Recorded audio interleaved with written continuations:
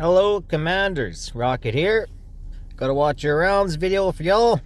We're talking Guild Wars Season 11, Round 14. We are almost through yet another season. We are facing RoyalSerpent, and they seem like a very elite guild. Many strong teams, many strong commanders. Hats off to them. They beat us. It's not over yet, but it's pretty much over. They started attacking bot towers. We started attacking bot towers. Figured I might as well make a video. So we'll just go through my attacks here. Then we'll get into my defenses. I went 7 for 8, but I really just attacked the teams that I knew I could beat. Just trying to get every point possible. Pretty much just picked on the cultist teams.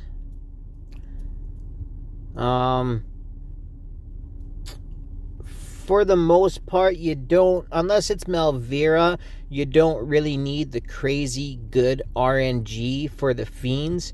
And with Carnelian, you can pair the fiend with just the single set of beholders and then bring the fool in right afterwards. And even if whatever healer's there, those fools will sustain those fiends long enough to take out that tank. And having the fiend right there to throw the shields around to the golden guards, all the better. All in all, really, any teams without Ireless, they're strong. But I mean, with the new demon soldiers, they're just not super strong. So these teams I face off, they're strong. They're not super strong, but you still need to have everything well timed and do the right things. You got to do all the things, commanders, to get the wins here. This one here, they're using the count. Malvira facing backwards, so I'm not too sure if I really agree with that. But same thing, send off the magic tank. Affiliated the magic tank properly to where he dies in proximity to the fiend so that the fool is not casting. Not only does the fiend get that extra stack, but the fool is not casting the shield onto that magic tank. Again, fool is there to sustain the golden guards with some shields, stop them from slowing down too much. And then getting followed by Valesi's minions all the way to the portal, chunking them down until they're dead, and you get the L. So don't do that. Do as I do. Get that win.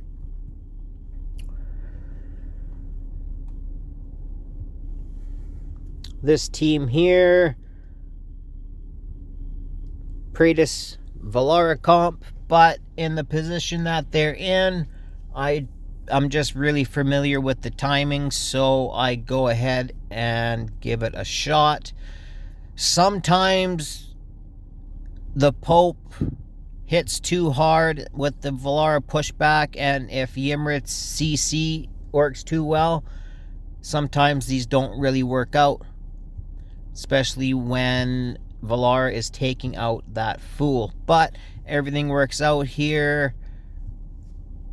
That one fiend didn't make it, but I wasn't really expecting it to. All good.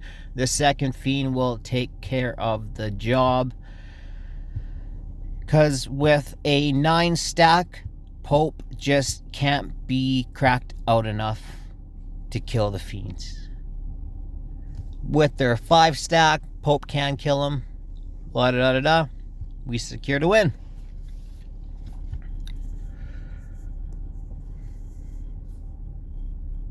Makes me curious of what they're going to be trying next season. as far as Nazos spots as well as platform unit spaces. They might just make it a free-for-all, an all-out free-for-all, just triple, double tiles everywhere. So we'll have to see, because I'm seeing a lot of level 8s, level 9 fiends, and they're really just tearing through whatever. Okay, so Beasley Boob, Valesi Ezrith. Now this is the way I choose to run Malvira. Kind of surprised how little DPS here in this team there was, because those magic tanks, I thought they would have died already. Luckily, everything kind of works out. The fools proc the shields when they need to, and those fiends make it, that fiend make it to the portal. Sometimes you're not guaranteed the second fiend's gonna make it, so you want that first fiend to make it just to seal the deal for sure. Or at least, or the second one anyway, but good old Golden Guards. Got them boys level 7 too, so they get 10% magic res, and that can mean the world, especially if you're going against DPS AI. DPS AI, honestly, you put her in Hell's Lament, and those first 4 or 5 crystals that she summons, they're doing like 590, 690, 800k damage. So a lot of the time you're going to run one of those Golden Guards through. You're going to run that one Golden Guard, it's going to die, and then you're going to run that second one. That second one's going to make it because the first one kind of cleared all of the crystals already. So level 7, your Golden Guards, you'll do better for it. And Nastia also has a hard time executing them at level 7, which is a big deal because her ult will follow him around. Is this the one that we just did here? My bad. And if it was a different one, it's probably pretty much the same thing. So I did lose one. Fart Smeller here decided to go against my cultist comp, so I decided to go against his cultist comp, and we both pretty much did about the same amount of damage. So yeah, I think here I should have went maybe just single. Now in a lot of my testing I did the double fool because, or the double magic tank, because Valesi's second ult, you can't have any of her minions hitting these guards because you need them to double tap as many times as possible to take out Malvira. Unfortunately, this Malvira has so much rage regen, it's just disgusting. It's disgusting. Absolutely disgusting. She's like basically just always an ult. Look at that. That's as fast as Cyrus. So didn't go too well for me there. And I mean, their minions are hitting for 170k, so those add up. Those 170k hits add up. So good on you. You stopped my attack. Yep, I thought I had it.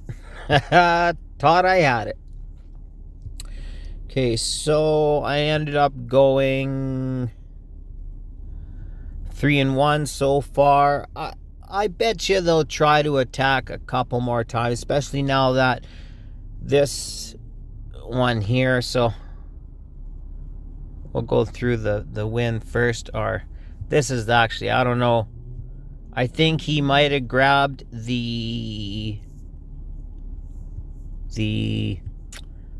that Templar there, the Emberfire Templar, instead of a tank. So we won't show that one because I think that's a mess up. This one here, pretty much didn't really work out. The RNG with the bookkeepers, so he sends off the fiends first, trying to get rid of Cyrus skeletons, and a Mario maybe, not too sure what he was doing there. And then he sends off the bugs, which is really good. They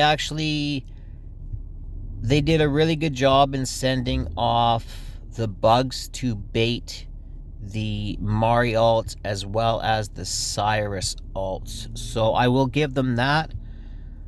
They made great use of the baiting and ended up getting the 1 point here. So he did get the 1 point. 9 seconds left on the clock. Mari is amazing. She really is amazing. One of my favorite epics in the game. My favorite CC hero in the game. I wish her range was like Bisley Bubs. Or at least 3 tile. So you could use her in GVG. I mean, maybe an A3 Lady Mina might do the same thing, but I don't know. So this guy here really did some testing. He really did some testing, so hats off to him. I know he didn't just wing it. So, good job on the win here, fella. He goes ahead, sends off the Templar, baits out the Nazal and the Valar alt, as well as the Mari alt. Bookkeeper's right after that. Now, that pretty much worked out perfect, because that one skeleton's dead. Now look, Cyrus spawns that skeleton. Bookkeepers kill them both. Not good. Not good. And Mari just not quite ready. So close for Mari being ready. So close for everything, but just not so much. And I don't know what's going on with my Nazal, bad RNG, but normally these fiends don't make it through with that much health. Not even close to that much health. So again, they're fighting the clock. Mari doing a great job at CCing, but it's just too little too late. So I get the L there. I was waiting for that. I was waiting for that to happen. Not like that timing though.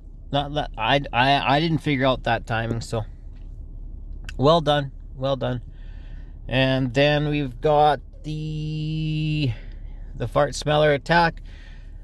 He decided to bring along the Chaos Captain, but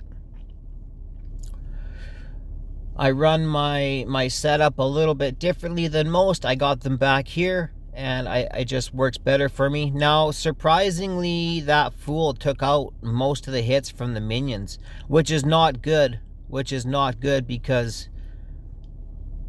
yeah.